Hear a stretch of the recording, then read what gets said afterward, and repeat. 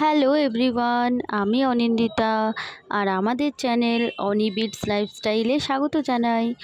আজকের ব্লগটা কী নিয়ে তা তো বুঝতেই পারছো। হ্যাঁ, এই কদিন আগেই বিধানের জন্মদিন ছিল, আর ওই দিনকেরই ব্লগটা আমি আজকে তোমাদের সাথে শেয়ার করছি। 19 তারিখ মানে 19শে জুন ছিল বিধানের বার্থডে, আর ওই দিন আমরা রাত্রিবেলায় কেক কেটে সেলিব্রেট করেছিলাম।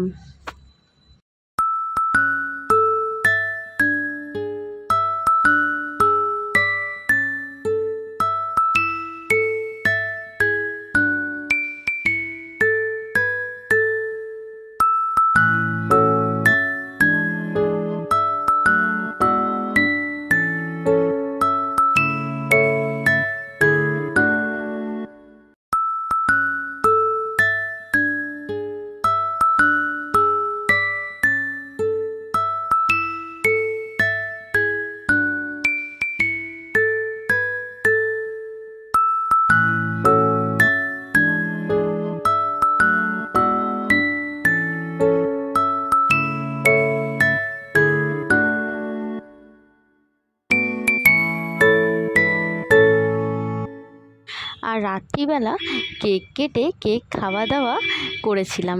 তারপর পরের দিনকে ঘরটা সুন্দর করে বেলুন দিয়ে সাজাবো বলে আমি এদিকে বেলুন ফোলানোও শুরু করে দিয়েছি। আর তাছাড়া জন্মদিনে কি আর একটুখানি বেলুন ফুলিয়ে ঘরটা বেলুন দিয়ে না সাজালে ভালো লাগে বলো?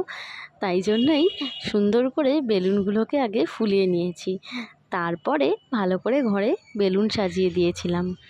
আর তার সাথে কিছু লাইট দিয়েও সাজিয়েছি। সাজানোটা কেমন হয়েছে তোমরা দেখে জানিও কিন্তু।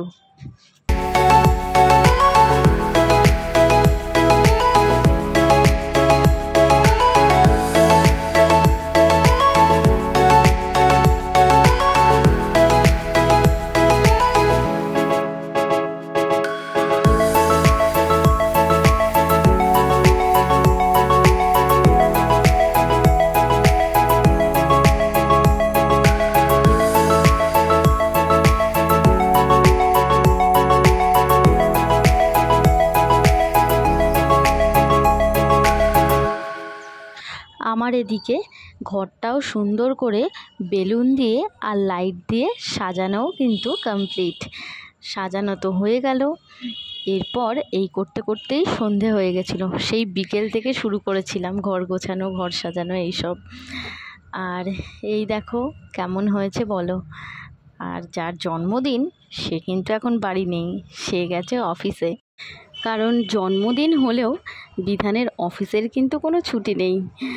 তাই জন্যই যতটা সময় পাওয়া যায়, মানে আমাদের এই কর্মব্যস্ততার যুগে যেইটুকু সময় আর কি পাওয়া যায়, এটাতেই আমরা নিজেদের মতো করে একটু আনন্দ করে নিই। তাই ওই একটু কেক কাটা, একটু ঘরটর সাজানো, আর তার সাথে কিছু জন্মদিন উপলক্ষে ভালো মন্দ খাওয়া দাওয়া, এইভাবেই জন্মদিনটা বিধানের আমরা পালন করেছিলাম বাড়িতেই। আর জন্মদিনের রান্নাতে কি ছিল বলো তো? ভাত, ডাল, তার সাথে 5 রকম ভাজাভুজি, আর এরপরে তো মাছ, মাংস, চাটনি, পাঁপড়, মিষ্টি এইসব। আর তার সাথে জন্মদিনের যেটা মেন আইটেম সেটা হচ্ছে পায়েস, ওটা তো ছিলই সাথে। আর জন্মদিন উপলক্ষে আগের দিন রাতে কিন্তু আমরা কেক কেটেই সেলিব্রেট করেছি। আর পরের দিন যেহেতু বিধানের সকাল থেকেই অফিস, ও তো সারাদিন বাড়ি ছিল না, তাই জন্য বিকেলবেলা আর সন্ধ্যের দিক করে আমি একটু ঘরটর সাজিয়েছি। আর তারপরে রান্না বান্না এইসব করতে করতেই রাত্রি হয়ে গেছিলো। এবার বলো আমার ব্লগটা কেমন লাগলো আজকের। ভালো লাগলে কিন্তু লাইক, শেয়ার, কমেন্ট করো, আর আমার চ্যানেলটা কিন্তু সাবস্ক্রাইব করে দিও। এরপর আমরা সবাই একসাথে খাওয়া দাওয়া করি। দিনটা বেশ ভালোই আনন্দ করে কিন্তু আমাদের কেটেছিল।